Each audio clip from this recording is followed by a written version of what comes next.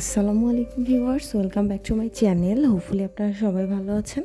আজকে আমি আপনাদের সাথে শেয়ার করব মজাদার জাম মাখার রেসিপি। জাম কিন্তু আমাদের শরীরের জন্য অনেক উপকারী। বাজারে নানান ধরনের ফরমালিনযুক্ত ফল পাওয়া যায়, এই জামে কিন্তু কোনো প্রকার ফরমালিন থাকে না। সেই হিসাবে আমরা জাম কিনে খেতে পারি।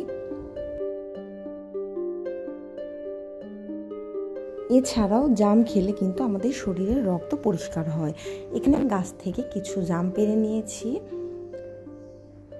এখানে 20 গ্রাম পরিমাণ জাম আছে। দিয়ে দিচ্ছি 3 থেকে 4টি কাঁচামরিচ এবং প্রয়োজন মতো লবণ।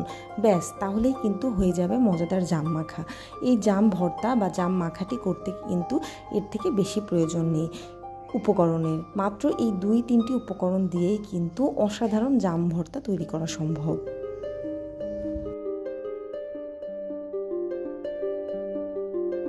মরিচের সাথে লবণ দিয়ে আমি খুব ভালোভাবে মেখে নিয়েছি। পরবর্তীতে জামগুলো হাতের সাহায্যে খুব ভালোভাবে চটকে এভাবে মেখে নিলেই তৈরি হয়ে যাবে জাম ভর্তা।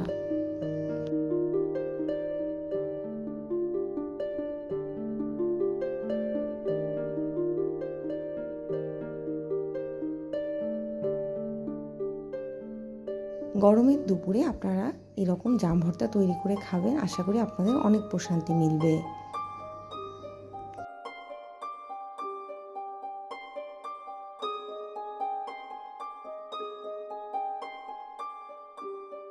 Thanks for watching my video.